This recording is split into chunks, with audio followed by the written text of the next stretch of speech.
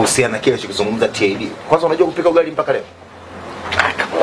I just, you know, I'm here to talk about my craft. Niko hapa kuangalia kazi zangu, so I don't think I'll do. Nimeuliza na hili nalo unajua kupika ugali mpaka leo? I don't think I have to answer that. Kweli?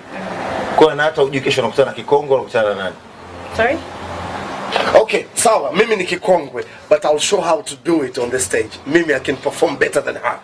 Tell her. Unaweza?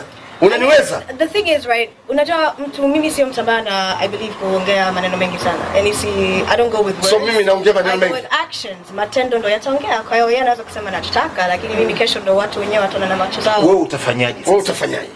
I'm a musician. Unajua kuna watu ambao ni wasanii.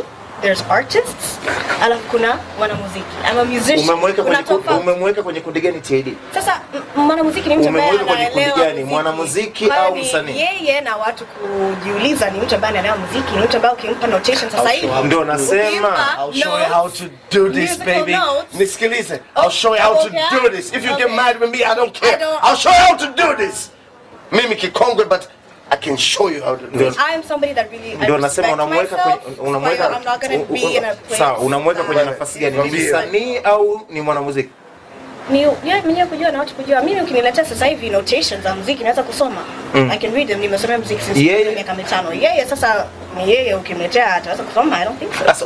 Kwa hiyo mimi sijui kusoma notation. Sijui kusoma notation. Show ifanyiki. TID njoo. I can read notation when I'm sleeping. Sikiliza. Bana basi. Read